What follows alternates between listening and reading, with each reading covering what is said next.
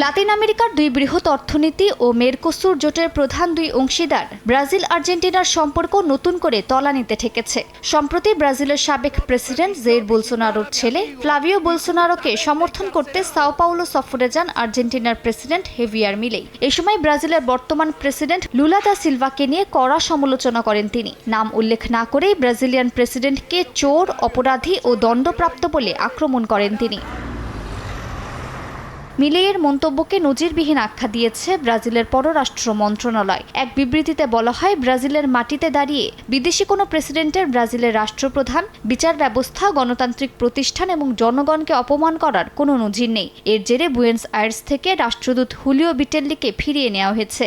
পাশাপাশি ব্রাজিলিয়ায় নিযুক্ত আর্জেন্টিনার রাষ্ট্রদূত ড্যানিয়েল রাইমন্ডিকেও তলব করা হয়েছে। AKS অর্জন করল গিনেস ওয়ার্ল্ড রেকর্ডস। AKS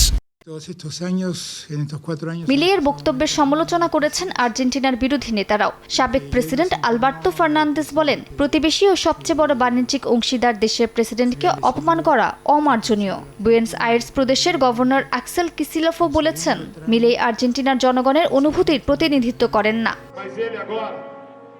এদিকে বোলসোনারোর ছেলে বিদেশি ডানপন্থী নেতাদের সমর্থন পাচ্ছেন। আর্জেন্টিনার প্রেসিডেন্টের পাশাপাশি ইসরায়েলের প্রধানমন্ত্রী বিনিয়ামিন নেতানিয়াহু ব্রাজিলের আসন্ন নির্বাচনে ফ্লাভিওকে সমর্থন জানিয়েছেন। যদিও সাম্প্রতিক জনমত জরিপে বামপন্থী প্রেসিডেন্ট লুলার চেয়ে বেশ পিছিয়েই রয়েছেন তিনি।